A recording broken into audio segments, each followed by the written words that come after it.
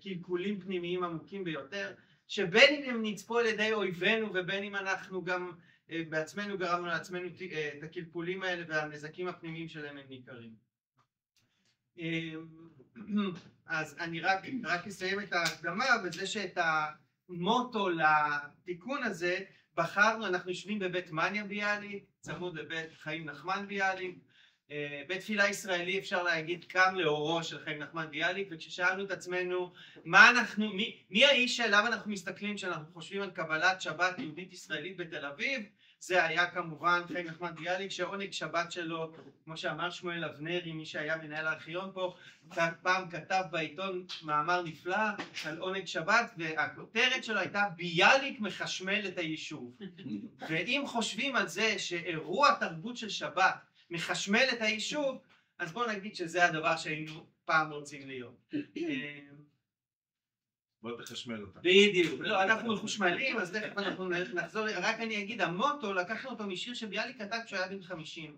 רצו לעשות לו מסיבה גדולה, ואז הוא כתב שיר שנקרא שחה נפשי. שאגב, אני חושב שזה מתאים למצב הנפש של רבי מיטל, נכון? ששחה נפשנו. אין יום שנפשנו לא שחה, גם קצת עולה, אבל אפילו כשהיה לנו רגע של זה, היא שחה מהמחיר של הדברים. והוא כותב, רוצים לעשות את המסיבה גדולה, והוא כותב, היכן נישא פנינו, במה נקדם יום יבוא. איך אנחנו נגיע ליום הבא? ובעצם כל המוטו של התיקון הזה שלנו נע סביב השאלה הזאת, במה נקדם יום יבוא. אז אני רוצה להגיד שאם אני חושב על יום יבוא בחברה הישראלית, הייתי רוצה לעשות זה עם עידו. הרב עידו פכטר, הוא יושב ראש נאמני תורה ועבודה הולך, והוא גם ייסד בית מדרש להלכה ישראלית שנקרא למעשה, ואל הנושא הזה אנחנו תכף נגיע. והיה הרבה שנים רב של קהילה בנתניה, קהילת אור... ישראל הצעיר. ישראל הצעיר. כן, אבל יש את השם גם. שערי תפילה. שערי תפילה. שאני גם פגשתי אנשים משם שהם לא אנשים שבסוציולוגיה הישראלית מכנים את עצמם אנשים דתיים, והיו בקהילה של עידו והרגישו שהם בבית. אז איך אתה עושה ברמה המעשית ביותר, ועל זה אנחנו תכף נגיע, איך אתה עושה חיים משותפים בפועל, לא בסיסמאות, אלא באמת בקהילה שאתה עומד בראשה. הרבה מאוד אנשים יודעים לכתוב את זה בספרים, אבל אז כשהם עומדים בראש קהילה, הם בעיקר יוצרים גדרות, ובאמת, עידו, אני חושב, אתה ממש מהאנשים שבמו ידיהם בנו דברים אחרים. אז החלטנו קצת, דיברנו קודם, מה יהיה המהלך שלנו, ואתה רוצה אולי להתחיל להגיד משהו קודם כל על ביאליק וההלכה וזה, או תגיד איפה אתה רוצה להתחיל? הבאתי את המאמר הלכה והאגדה אם תרצה. יופי, מעולה. היום 49 יום לעומר, בשם 7 שבועות, והיום זה 249 ימים, שאיתי חן, שזה הדסקית שלו, גופתו נמצאת עדיין בעזה, עם עוד 119 חטופים. סליחה שאני פותח במקום הזה, כי זה המקום צריך. איתי חן, אני עשיתי לו בר מצווה בקהילה.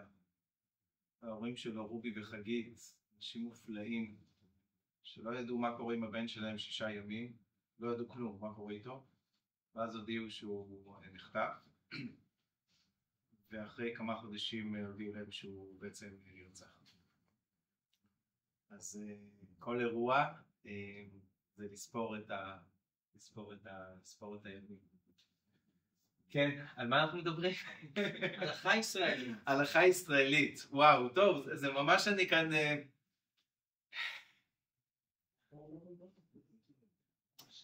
המילה, טוב, תתחיל. כי אנחנו מתחמם כן, אני מחומם כבר מהפרוז'קטור. הייתי רב קהילה... אז אפשר לחבות, לא? אז בואו, ניסינו. לא נורא. הלכה, אנחנו מתחמם. אני מתחמם, אני מחושמן וסונבר פה. תודה רבה על ההזמנה, ממש תודה, וכיף לראות אתכם פה.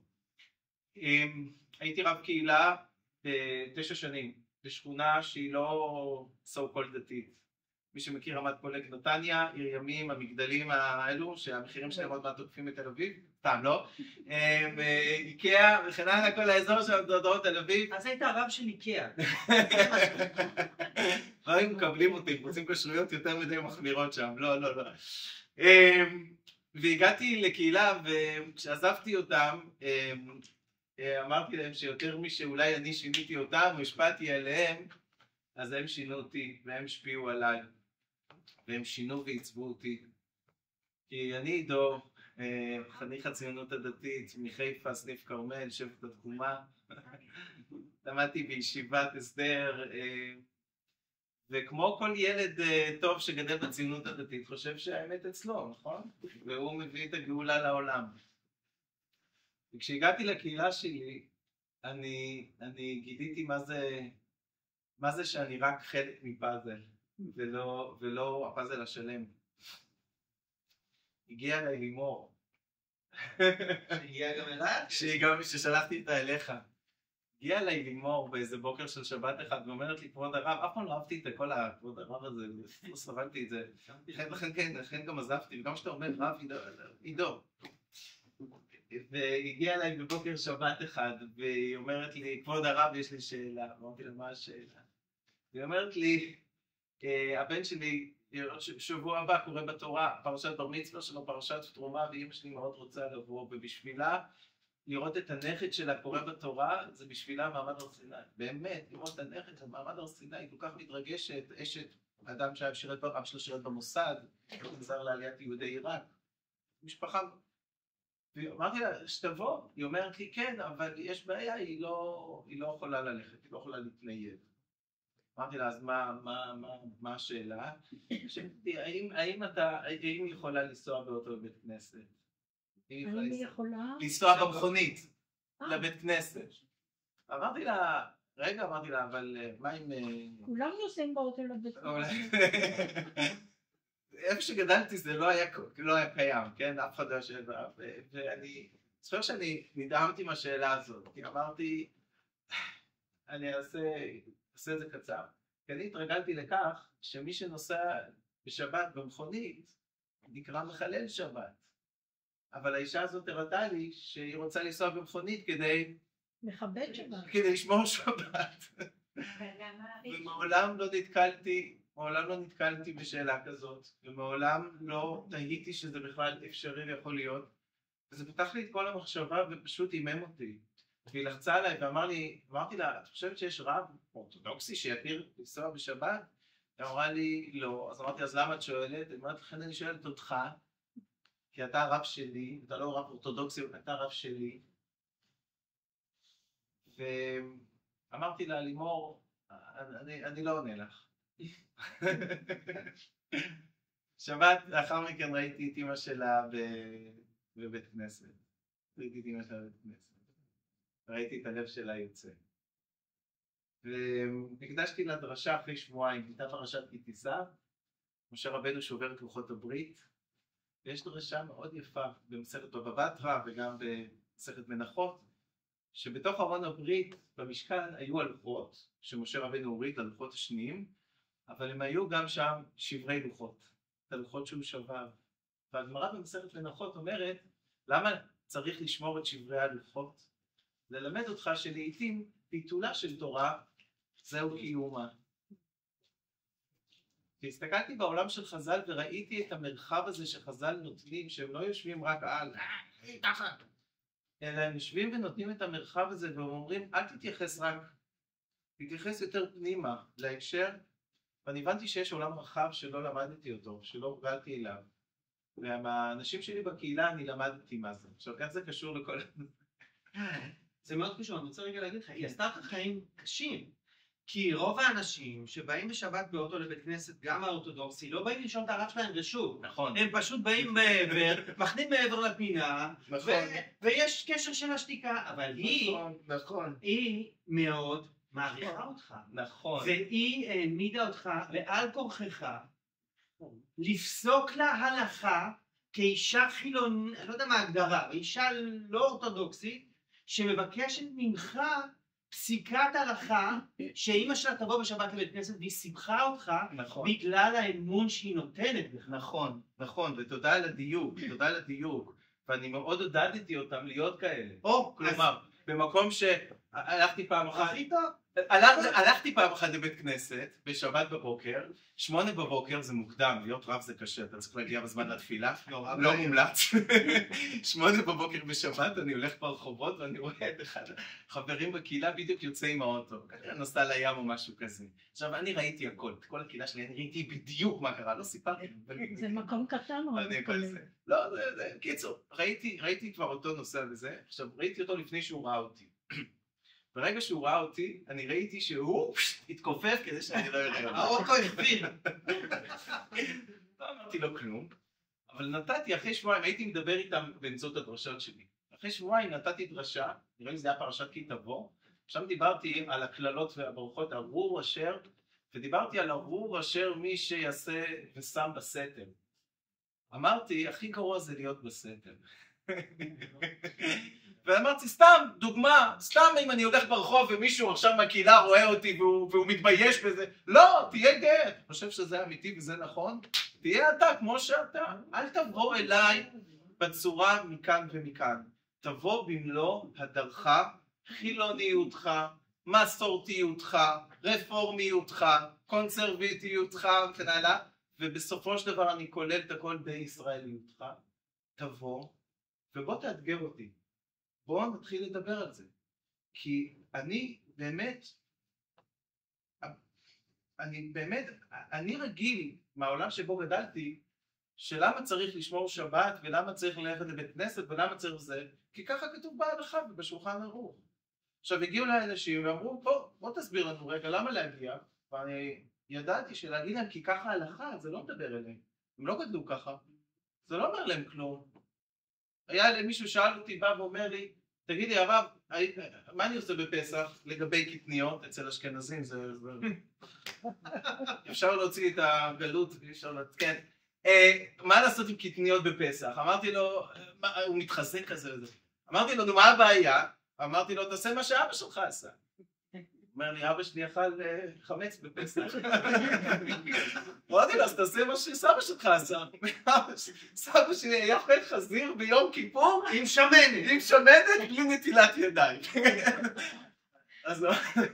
אז פתאום שאלתי ואני כאילו מתחיל לחקור רגע, ומה סבא רבא שלך ומה זה, והוא בכלל הגיע מפולין, הונגריה וזה. אמרתי, מה אני מטורף? אמרתי, צביקה, אתה ישראלי?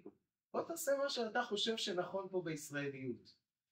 המצב מציאות הזאת שאני נפגשתי עם קהילה שלא מדברת את השפה שלי, גרמה לי לעבור ולהבין שאני צריך להסתכל על ההלכה ממקום אחר. לא ממקום שמלכתחילה משוכנע בעצמו, אלא מגיע ממקום שמחפש בתוכן, ואני שואל רגע את עצמי בעצם, רגע, אז למה אני לא הולך לקאנטרי קלאב ולים בשבת, ולמה אני באמת רוצה, הבת שלי שאלה אותי את זה, למה כל החברות שלי הולכות לים ואני אלך בכלל לבית כנסת, ופתאום אני שואל את עצמי את השאלות האלה, וזה הגיע למקום שבו אני שואל את עצמי את השאלות האלה בכנות, ואני אומר לעצמי, רגע, צריך לעשות פה משהו, באמת יש איזה מטען מסוים, שעבור ציבורים מסוימים זה מאוד ברור מאליו, עבור ציבורים אחרים אין איזה שחר, מה אנחנו עושים עם זה? אז אני חושב אני מת על... לא, אני יכול לדבר איתך פה. אז עכשיו מתוך הפוזיציה הזאת, מה ההלכה? בחייאת איתו. רבק, מה אתה רוצה לבוא להלכה? זאת המילה שאתה בא איתה? תבוא עם שבת, תבוא עם חגים, תבוא אפילו עם תפילה, חילונים, מתים, מה? נעמי שמר מתפללת, שלומי שבת מתפללת, אנשים... נכון. התקעת עם המילה הזאת? מה נסגר איתך? כן. רגע, אז עכשיו אני גם רוצה להוסיף לך, אני יודע גם שביאליק אדמו"רנו, רבנו ומשוררנו, שגר פה בבית הזה, הרי זה המאמר הדגול שלו, הלכה והאגדה, שנכתב לפני קצת יותר מ100 שנה, ב-1917. הטריק הזה הוא בא לחילונים, ואמר להם, אתם חושבים שההלכה זה לא רלוונטי, ואני אומר לכם, בלי הלכה אין יהדות. אבל לא ההלכה של השולחן ערוך. אז עכשיו אני כאילו בא ואומר לך, עכשיו באמת כאילו בשביל להצליח בתור רב ברמת פולה, המילה האחרונה שאתה צריך לפי הבנתי. אז תסביר לי מה אתה עושה, טוב? רני, אם אנחנו הולכים יחד ברחוב, ואתה נטול כיפה, אני עם כיפה, כל אחד יגדיר את זה בצורה אחרת, ואנשים יזהו אותך כחילוני, אותי יזהו כדתי. רגיל לטריק הזה. מה הדבר שגורם להם להגדיר אותי כדתי ואותך כחילוני? אתה, תאמין לי, רני, אני אומר את זה בכנות, אתה בן אדם הרבה יותר דתי במובן הרליגיוזי ממני. אני בן אדם שקשה לו עם רליגיוזיות, אני מודה. תסביר רגע את המילות, תגיד משהו על המילה, מה אתה מתכוון? יש דתי שזה דתי במובן של שמירת הלכה וחוק, יש רליגיוזי במובן שהלב פתוח לדתיות, החוויה הדתית. החוויה הדתית. ואתה בהרבה יותר רליגיוזי ממני, אתה יכול להיות בהרבה יותר תרבותי יהודי ממני. מה בסופו של דבר מגדיר אותך כחילוני בעיני הציבור, לא בעיני האלוהים? בעיני הציבור, אותך כחילוני ואותי כדתי, מה החומה הזאת שבינינו, שאני נקרא שומר הלכה ואתה לא נקרא שומר הלכה. ולכן רן, אם אתה תבוא ותרצה להיות עד בחתונה שמחתנים דרך הרבנות הראשית לישראל, חתונה אורתודוקסית, אתה תהיה פסול לעדות, אני אהיה כשר לעדות, רק בגלל הסעיף הזה. אני חשתי במצוקה הזאת, שאחיי ואחיותיי, בני קהילתי, שאנחנו ביחד בונים יהדות נתניאתית, רמת פולגניקית, ישראלית, יש איזו חומה בצורה שמבדילה בינינו, ששני הצדדים מפתחים אותה, את החומה הזאת. מצד אחד האורתודוקסים שהם אומרים אתה לא שומר כי אתה לא מקפיד בדיוק על האורך של הציצית, ובוחנים אותך בדיוק כמה אתה שומר בין בשר לחלב כדי לדעת מי אתה. ומצד שני חשתי שגם הצד החילוני בא אליי ואמר לי אתה רב, אתה הלכה, תעזוב, לא מעניין אותנו. ואני אמרתי לעצמי שאם יש משהו שאני רוצה לבנות את הישראליות הזאת, תאמינו לי, אני יורק דם על זה, כי הורגים אותי בתוך העולם האורתודוקסי הרבני. תכף תגיד על זה משהו, כי אי אפשר לדלג. הורגים אותי. אם אני רוצה לבנות את הישראליות הזאת, אני חייב את החומה הזאת לעשות איתה משהו. אני חייב לדרוס אותה, להפיל את חומת ברלין הזאת, לפתוח פה עולמות, שבו יהיה אפשר להסתכל עליי ועליך, ולא לבחון אותנו ישר על פי גודל הכיפה, על פי הציצית, על פי התפילין, על פי זה, אלא על פי הציביליזציה היהודית שלך, על פי התפיסה היהודית שלך. ואת הדבר הזה צריך להבקיע. ולכן, וכאן זה מביא אותנו לביאליק. ביאליק מצאתי כל כך נחמה. כי ביאליק בא ואומר, אני רוצה לגאול את המושג הזה הלכה. לא ניתנה ראש, איך הוא אומר? אני יכול לקרוא? כן, לא ניתנה ראש ונשוב על כי זה באמת כל כך יפה. וגם כשהוא כותב מאמרים הוא כותב שיר.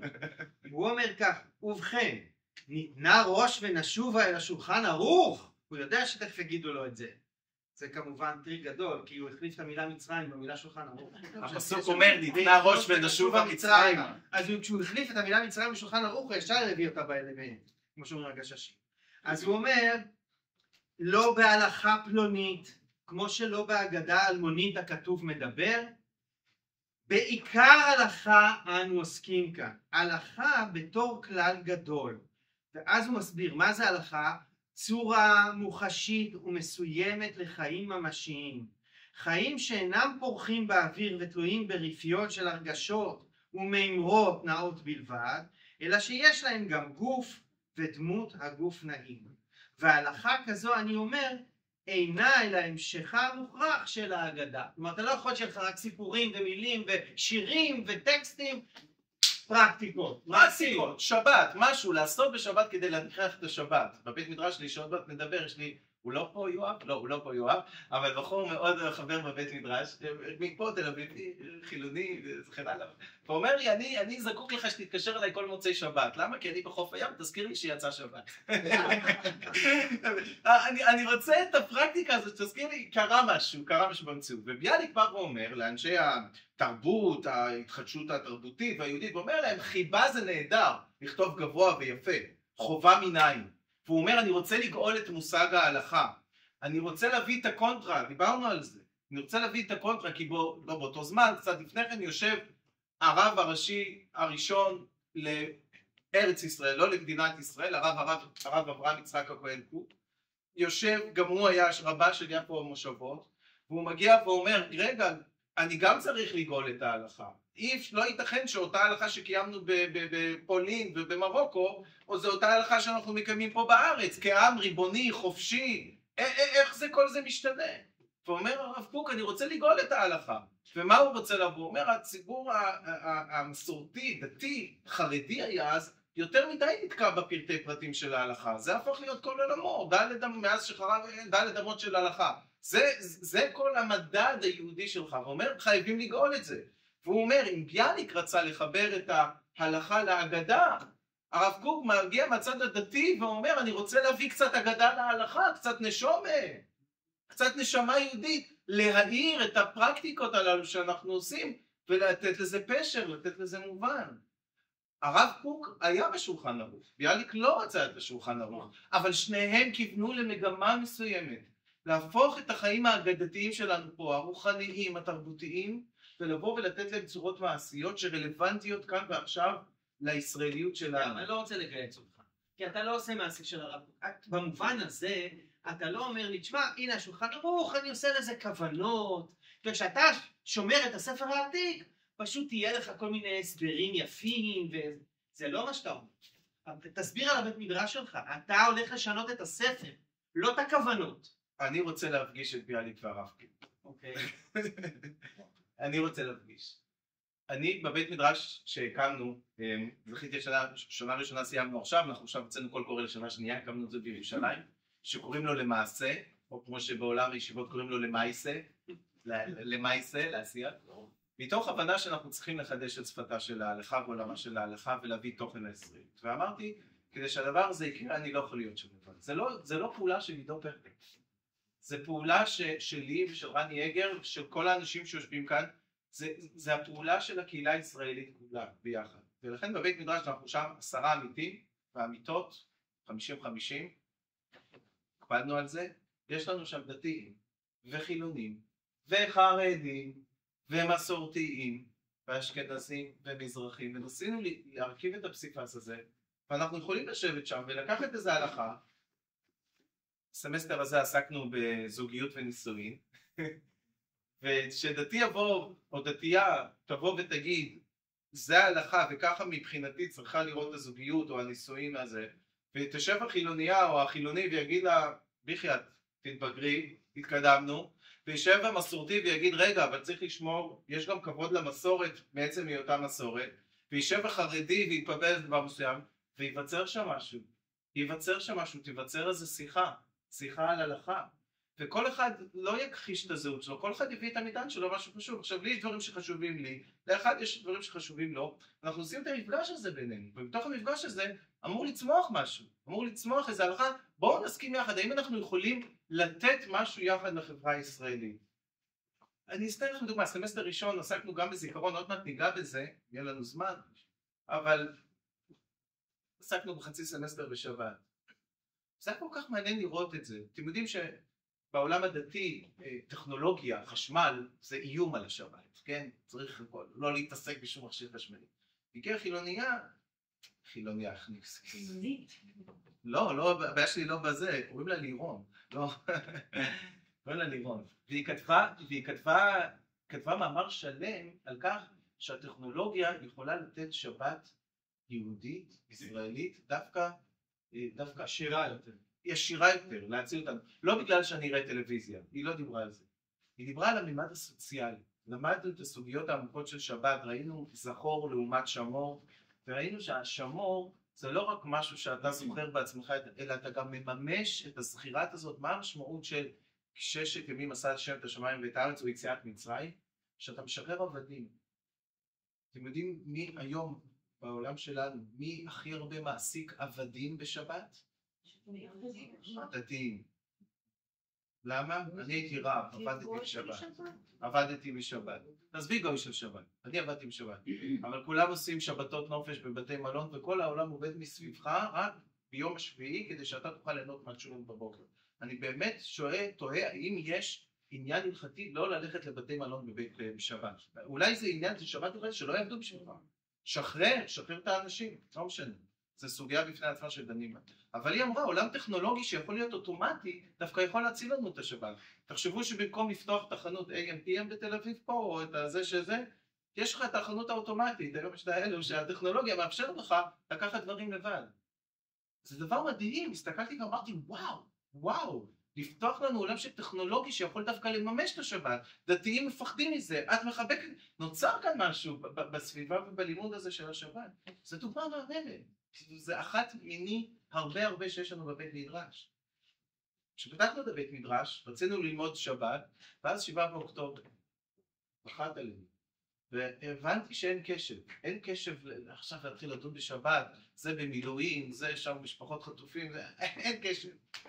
אבל התחלתי לשמוע שפתאום בחברה עולות שאלות הלכתיות. מאוד, המון. אני נוסע לירושלים, רשת ב', מי ששומע את קלמן ליברמן בבוקר, מבוגר ואופי, רשת ב', לא גלגלצ. את קלמן וליברמן, אסף ליברמן. וליברמן אומר לקלמן, שמע, יש איזה מופע. מותר לי ללכת בימים האלה למופע? לשמוע מוזיקה ככה למופע? פעם אחרת אני שומע אותה והוא אומר, מה שלומך? והוא אומר, מה אתה שואל מה שלומי? מה זה מה שלומי? תראה, נו מה, איך אתה יכול לשאול מה שלומי? אבל לא שואלים אותו מה שלומך, הוא לא בשלום. ואמרתי, בוא, יש פה שאלות הלכתיות. ורגע, ופתאום בן גביר אמר, אני מחלק עכשיו לכולם נשקים, ואמרתי, אוי, מה יקרה לנו ביום שכולם יסתובבו פה עם נשק ובעלים אלימים או דברים כאלה, אוי, מה יקרה? מה עושים עם כלי נשק בחברה? פתאום אני מתחיל לראות, צצות שאלות. אמרתי, זאת הלכה ישראלית. ואם יש להלכה מה לומר את זה? כינסתי את הבית מדרש שלנו. אמרתי, עכשיו כולם הולכים לעסוק בשאלות הללו, וכל אחד ימצא את הסוגיה שהוא רוצה לעסוק בה. והוצאנו חוברת, זיכרון ישראלי. יש כאן כמה עותקים שמותר לחלק שוחד? מותר לקחת שוחד? זה לפי ההלכה. ישראלי לגמרי, אני חושב. מי שרוצה יוכל למצוא אחר כך כאן, יוכל לקחת עותק באהבה. זיכרון ישראלי על הלכות, הצעות ובירור בעקבות מאורעות 7 באוקטובר. ויש כאן פרקים שהחבר'ה כתבו. אחד מדבר על מושג התשובה שלנו בעקבות 7 באוקטובר. איזה תשובה אנחנו צריכים לעשות כחברה ישראלית. הוא מדבר כאן על כמה אלמנטים של תשובה. בחור שכותב, תמכתי בהתנתקות, אבל אולי חטאתי באופן שבו לא התייחסתי מספיק למפונים. חטאתי, הוא אומר, אביתי כנגד אברה מנגיסטו, וכנגד הגופות שיש שם, שלא מספיק נלחמנו בעבורם, חטאנו בהאכלה של טפטופים לשדרות. מדבר על מושג התשובה ולומד מזה, איך אנחנו צריכים. יש כאן הלכות כלי נשק. מה המסורת היהודית ההלכתית אומרת לנו על ההתנהגות עם כלי נשק? התנהגות עם כלי נשק. למה? כדי שלא תהפוך את כלי נשק לכלי מקודש. זה כלי חיוני. הרג, חייבים להילחם בו. אבל בחיים לא תחשוב שזה כלי מקודש. וההלכה היהודית אומרת, אם יש לך כלי נשק, אתה לא נכנס איתו לבית כנסת, ואם שאתה מברך ברכת המזון, אתה לא שם סכין על השולחן, אתה מוריד את זה, כי זה כלי הרג, כדי להכניס בך את האלמנט שדבר כזה זה מנוגד למושג של קדושה. הלכות כלי נשק הוא כותב. יש מישהי שכותבת על אבלות ושגרה בימי מלחמה. שאלות הללו, מה שלומך? האם אפשר ללכת להופעות? וכן הלאה וכן הלאה וכן הלאה. יש כרגע מדבר על רשתות חברתיות ומערכת החינוך, ועוד כהנה וכהנה מאמרים שמדברים על הדברים הללו. והרגשנו שפתאום אנחנו הולכים, שאלות הכי קיומיות שלנו, אנחנו הולכים למסורת ההלכתית, ואנחנו אומרים, בוא נעשה את התרגום הנכון לימינו, ונראה איך אנחנו יכולים לחלץ משם. מסורת של לפחות 2000 שנה. אבל אתה גם עושה, קודם כל זה מרתק, אני כבר תכף רוצה לרוץ לראות מה אנשים אומרים. כי אני הרגשתי, כשאמא שלי נפטרה, זכרה לברכה, אמא שלי הרצליה, לפני שעדיין, הרגשתי שההלכה, אני לא בן אדם הלכה, אבל ההלכה עוזרת. כן. היא מחזיקה אותי ביד. אמרתי תודה מסורת, שלום מסורת, תודה, 7, 30 שנה, לא עשיתי בדיוק.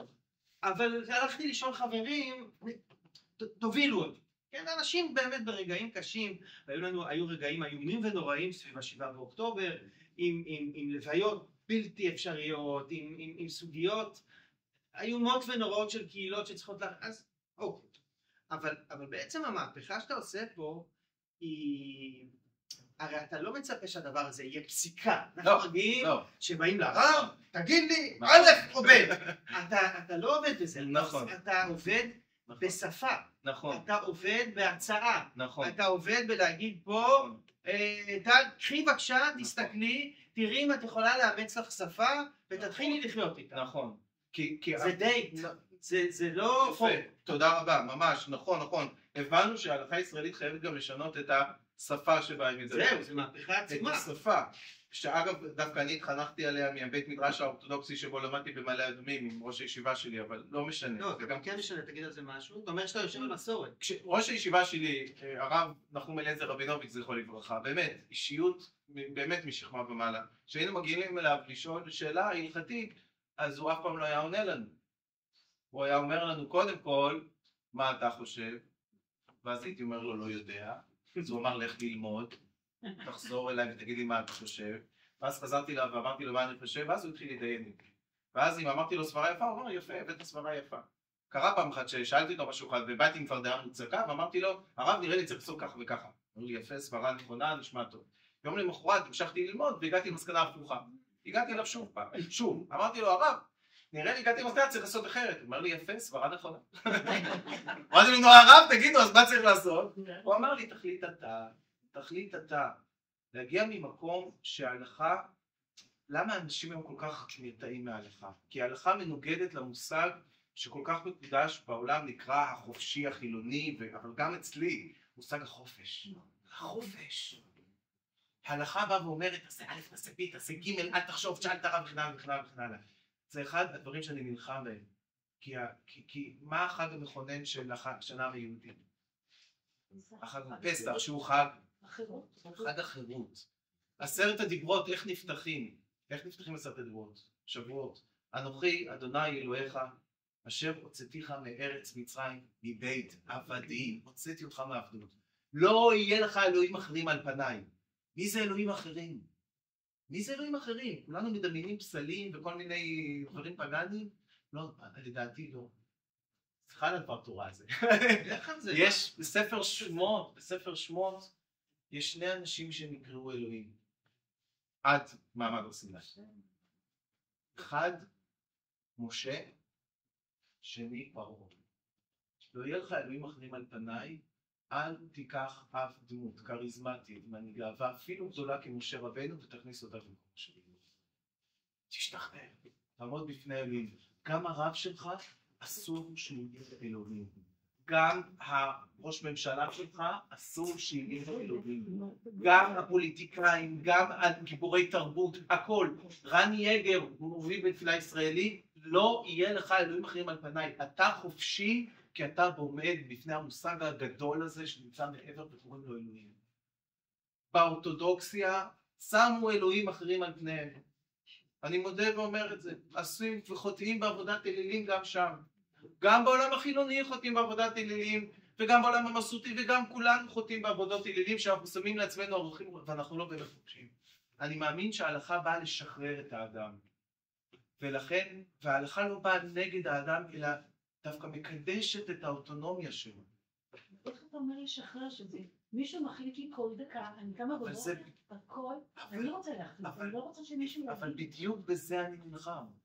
אני בא ואומר, במקום לקרוא את הספר המסורת ההלכתית ולהרגיש, הוא בא וכופה אותי, בוא נבוא ונצא לדייט. בוא נשב, נקרא, לא, את לא חייבת לעשות כלום. כלום, את לא חייבת, אני עכשיו פותר אותך מהכל. אחרי 120 שנה נגיע למעלה לשמיים, תגידי קיבלתי פטור. אבל בואי ניגע בזה. הלכות אבלות, מה אני אומר, וזה נכון גם רק כשאני, אמא נפטרה גם לפני 2.5-3 וגם אני הרגשתי שזה מאוד עוטף אותך. אתם יודעים איפה זה עטף אותי? איפה דווקא ההלכה? אני ישבתי, סיימנו את השבעה, וזה היה בחיפה, אני גר במזכרת בתיה, וישבתי שבעה והגיע יום שביעי בבוקר צריך לקום ולא רציתי לקום. אמרתי אני קם, אני נפרד מאמא. לא רוצה להישאר פה, להמשיך לדבר על זה. וההלכה חייבה אותי לקום. והרגשתי שזה משהו שהציל אותי. אתה לא יכול לשכוח, צריך. סתם זה איפה שנגע בי. בואי נצא לדייט. בואו נצא לדייט עם הלכות שבת. בואו נצא לדייט עם הלכות שקמת הבוקר. בואו נצא לדייט עם הלכות כשרות. אני לא אומר לכם שהכל שם רלוונטי. אני לא אומר שהכל באמת ימלא את החיים שלכם עכשיו. אבל אני בטוח שנמצא שם יחד הרבה דברים שיוכלו לא רק להחזיק אותנו, אלא לתת לנו באמת השראה. ולכן גם השפה כאן זה הצעות וגם ביאורים. בואו נלמד יחד, שהדבר הזה לא יהווה חומה פה בינינו, אלא דבר שמשותף, שיחה. כן, משותף לנו וקובע את הישראליות שלנו. ואם אפשר עוד נקודה, בבקשה, למה זה מאוד ישראלי? למה מבחינתי זה ישראלי? ההלכה שהיא לא בישראל, יש לה ערך בעצם קיומה, לא בתוכן שלה, אני מקווה שאני מצליח להעביר את עצמי, אלא בסייד אפקטס שלה. מה אני מתכוון? כלומר, בגלות אתה מתכוון. בתפוצות. סליחה. מחוץ לישראל או גם במסורת ההיסטורית. ההלכה שומרת עלינו. כשאני דיברתי לדוגמה בכשרות, נתתי דרשה על כשרות אצלנו בקהילה, היו לי אנגלים וגם ישראלים. לישראלים מאוד קשה להסביר למה, אני בעצמי לא יודע, כלומר בשר, חלב, כל הדברים הללו וזה. לאנגלים זה היה הכי קל להסביר את זה. למה אוכלים כשר? Because we are different. כי זה מה שמבדיל אותי מהשכן, גמרנו. איך אני אבדיל את עצמי? עכשיו, כשאני מבדיל את עצמי, תיאורטית, לא הייתי רק חייב בשר וחלב, הייתי גם יכול להחליט שאני לא אוכל ביצה מקושקשת. זה היה מבדיל את עצמי. המנגנון שם יותר משמעותי מהתוכן. וכשאני מגיע לארץ, ואז אני לא צריך להתבדל מהשכן שלי ולא מהזה שלי, בוא עכשיו נדון, אז מה באמת כשרות רוצה? איזה אתיקה של אוכל יש כאן? יכול להיות שאין, אני עדיין לא יודע, זה סמסטר בשנה הבאה. אבל אולי יש כאן כן איזה אתיקה של אוכל, אולי כן יש איזה אתיקה שלפני שאני אוכל, אני יוצא רגע ואני אומר ברכה, או כל נוסח אחר, אבל אומר רגע, אני לא קונה את השווארמה אלא מה זה? יש הרבה יותר פתיחות היום לאתיקה של אוכל לפני 20-30 שנה, עם הטבעונות, עם כל האתיקה של האוכל שאנחנו... איך יכול להיות שיהיה לי תעודת כשרות על בעל חיים שהתעוללו בו? איך יכול להיות? איך זה הדבר הזה יכול להיות כשר? זה רק מגיע ממקום שבו, מה זה כשרות? איזה סוג של חוקים שאני לא מעניין אותי התוכן שלהם, תתעלל, תרעיב, תפתם, תעשה מה שאתה רוצה, וזה יהיה כשר. זה הזיה. את החומה הזאת צריך לשבור. איך מכניסים את העולמות האלו באלו? אולי יש לנו ממש 2 דקות, אולי שאלות. בוא נאסוף 2 שאלות, אז תגיב על זה. כן. נאסוף 2. אנחנו לא רואים? כן. אתה יכול להגיד שם ומאיפה אתה? יש לו חולצה כחולה, אז אני יכול להגיד. יובל מתל אביב. יובל. היה איזה דיון בטוויטר לגבי השלטים במעליות, בשומרי שבת, נכון? כן. השבת, איך קיבלתי את ההודעה על שחרור החטופים? על זוג שטייל, אנחנו עושים סיבוב, וזוג שטייל, זוג חילונים שטייל, ואמר לנו, פגש אותנו ואמר לנו, שוחררו 4 חטופים. בקיצור, דיווחו לנו את הכל. זה היה כל כך מתוק ויפה, ואז אשתי שלחה לי, במוצאי שבת ראינו שחבר'ה חילונים תלו שלט, פתק שהם כתבו לשומרי השבת שוחררו 4 חטופים, נתנו את השמות, בכלל סיפרו בזה, וזה היה כל כך מקסים בעיניי, ואני אמרתי שזה כל כך יפה, אני תליתי יותר מדי תקוות בציבור הדתי, אבל אמרתי זה כל כך יפה שאף אחד לא שאל את עצמו האם לדתי מותר ליהנות מזה או לא, כאילו שאלה הלכתית כזאת, כי זה פשוט לא האישיו. זה עניין שיש כאן הרגשה של שותפות כזאת, שהשבת שלו נפגשת עם השבת שלי, ובואי אני אתקן אותך, ואז הגיעו אלה שבאו ואמרו לי לא, אסור לדתיים לדתיים. אבל איך נכנסתם לבעלות? מה? זה לא היה תלוי במנהיג, זה היה תלוי בזה, וגם שואלים אותך שאלות שאלה, בוא ניקח אחת או 2. כן, בבקשה. כן. כן, מזמן. צודקת, סליחה. אמרת שבואו נצא לדייט עם הכשרות. בואו נצא לדייט עם האי-כשרות. זה תמיד צד אחד. אחד הדברים שמשגעים אותי, נכון. זה שזה תמיד הולך לצד אחד. את לא אוכלת כשר, אני לא יכול לבוא אלייך הביתה לאכול. החוסר הדדיות הורג אותי. דבר ראשון, את צודקת. האמת היא שמאוד בא לי לצאת לדייט עם איזה בשר וחלב. מאוד בא לי. אני אספר לך משהו אבל. כשאחותי התחתנה עם בחור שהוריו היו מהפועל המזרח לאמא שלו. הוריי לא דתיים, אבל אימא שלי אמרה מה אני אעשה ואמרו לה זכוכית דברים כאלה שיבואו להתארח. ואז אבא של אשתי עליו השלום היה איש יקר, הוא אמר בואו אל תמציא יותר מדי, נבנה לך כמה סירים, עקלי זכוכית, תעשי איתם מינימום שלום בית ואהבה במשפחה יותר חשוב מכשרות, כהלכתה כנראה. ואני מאז לא ראיתי דבר כזה. אני יכול להגיד לך שאחד החבר'ה אצלנו בבית מדרש, הבית מדרש שלנו זה בית מדרש שיוצר, כולם חייבים ליצור. ואחד החבר'ה, הוא כותב בדיוק את היצירה שלו, את המאמר שלו, על הדתילונים. יודעת מה זה דתילונים?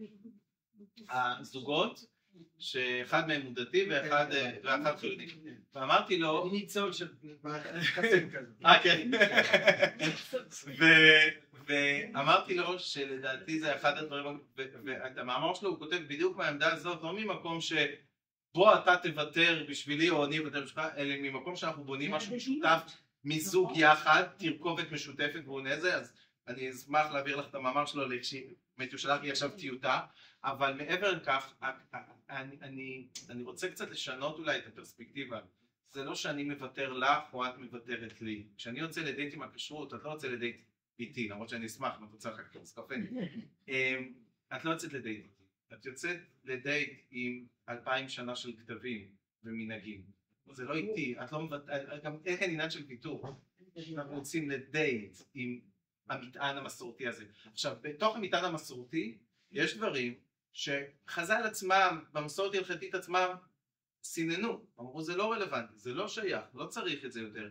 יש דברים שיש כאן סוג של אבולוציה בדבר הזה, ויכול להיות שגם בתוך כשרות יש. אבל זה שיש דברים שלא נראים לנו, שלא יסמא את עינינו, ולראות שיש שם גם הרבה אולי יופי ותוכן, שאפשר לעשות עם זה משהו. אני רק אומר, על חלום שלי שמשגיחי כשרות, על מפעלים של בשר, כשיש תעודת כשרות, הייתי יודע שגם מישהו בדק שלא יתעללו בבעל חיים. הייתי מאוד שמח שאם יש תעודת כשרות על הקיר, אני אדע שבעל המקום לא מלין שכר לעובדים שלו ונותן להם זכויות סוציאליות. החלום שלי שזה יהיה תעודת, שזה יהיה חלק מהכשרות. כלומר, לפתוח את הדבר הזה למקום רחב יותר, אבל זה רק יגיע ממקום שבו אנחנו באמת נצליח לעשות את השיחה הזאת. תורה מונחת בקרן זווית, כל הרוצה ליטול יבוא ויטול. התורה היא לא של הרבנות הראשית ולא של האורתודוקסים ולא של הדתיים. התורה היא של כולנו, של כולנו. בואו נשב יחד ונלמד את זה ממקום אמיתי, משיחה. ובאמת דבר אחרון, במסכת ברכות מסופר על רבן גמליאל שהיה נשיא הסנהדרין, והיה שם חילופי גברי בנשיאות הסנהדרין, ומה הדבר הראשון שרבי אלעזר בן עזריה עשה ביום שמינו אותו? הוא הוריד את השערים בבית מדרש ונתן לכולם להיכנס. יש שם דבר מעניין שבדיוק חשבתי עליו בדרך לפה, אתם הראשונים שאני אומר להם את הוורט הזה. כשחסמו את בית המדרש, למי לא נתנו להיכנס? לא אמרו שלא נותנים להיכנס לחילונים, לא אמרו שלא נותנים להיכנס לרפורמים, לקונסרבטיב, לא עשו, איזה סינון עשו שם? סינון היה של מי שאין תוכו כברו לא ייכנס לבית המדרש. לא רוצה כיפה, אני רוצה כנות, רוצה אמיתיות, פשטות, בלי כל הקשקושים האלה מסביב. לבוא בלב פתוח, מקומך בבית מדרש. יהיה מי שאתה. ומכאן בואו נתחיל לסרב. מחיאות כפיים, רבותיי. אם לא ישבתם מפה עם תקווה, אני לא יודע איפה תגייסו. תודה רבה. תודה רבה, רדי היקר. את כל הדברים האלה אפשר למצוא ברשת, נכון? גם ברשת. למה אתה הורס? לא, גם.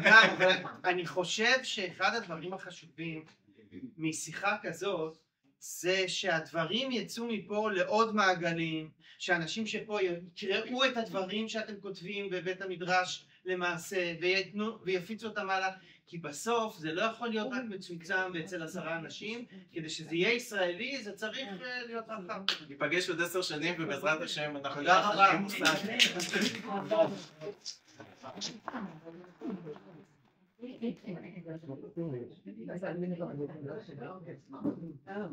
היה ממש... בואו.